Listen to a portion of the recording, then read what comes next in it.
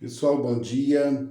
Aqui é o professor Antônio Carlos, seu professor, de biologia. E com nivelamento aí a Nilva, a professora Nilva, pediu para a gente fazer aí um pequeno resumozinho desta aula para o melhor entendimento por vocês. Portanto, vamos lá? Nosso tema aí é a espermatogênese. O que quer dizer espermatogênese? Espermatogênese quer dizer processo de formação do espermatozoide. Espermatogênese quer dizer processo de formação do espermatozoide. E nesse processo, nós vamos ver 4 etapas bem distintas para formar o espermatozoide, portanto, 4 etapas bem legais, tá bom? 4 etapinhas, vamos a elas? Primeira etapa, período germinativo. Segunda etapa, período de crescimento. Segunda etapa, período de maturação.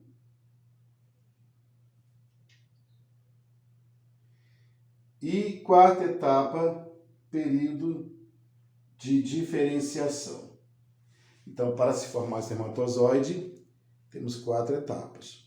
Lembrando que no homem, a espermatogênese começa somente na puberdade, por volta dos 13, 14 anos, e vai durante toda a vida do homem. Certo? No começo é pequena produção de espermatozoide. Depois, na vida sexual ativa do homem, que vai de cerca de 15, 18 até os 50, depois dessa idade começa a decair um pouco a produção, certo? Mas o homem produz espermatozoide durante toda a sua vida a partir da puberdade, certo? Toda a vida a partir da puberdade. Já na mulher, como nós vimos anteriormente, a mulher começa a produção dos ovócitos lá ainda na fase intrauterina, paralisando essa produção, lá ainda na fase uterina, que ela vai ter apenas 400 ovócitos formados lá no seu ovário, e depois ela só volta a retomar o processo de conclusão desta ovogênese somente na puberdade. E quando termina os ovócitos, ela entra na menopausa, certo? E só então, acabou. Ela não produz mais, ela entra na fase de esterilidade. Ela não produz mais fase senil, Ela não produz mais nenhum óvulo. Mas vamos lá, olha. No período germinativo, as células vão se multiplicar por mitose lá no testículo, nos tubos seminíferos do testículo tem umas células chamadas germinativas. E elas vão se multiplicar muitas vezes por mitose, certo? Na mitose, sempre a célula produz outra igualzinha a ela, 2N. O que quer dizer esse 2N? Célula diploide. A célula, por exemplo, nossa espécie, nosso número de cromossomos, lá no núcleo, quantos cromossomos nós temos lá quando tem o DNA? 46 cromossomos, certo? Então aqui, as células vão multiplicar, mas mantém o número de cromossomos, que é 2N, 46 cromossomos, na nossa espécie. Depois desse período, período germinativo, lá nesse período formou a espermatogônia. Então, ao final do período germinativo, nós temos a espermatogônia formada. Depois, nós temos o segundo período, que é o de crescimento. O período de crescimento ainda vai acontecer mitose, só que vai formar uma célula chamada de espermatócito 1, o espermatócito primário, certo? A célula continua sendo 2N.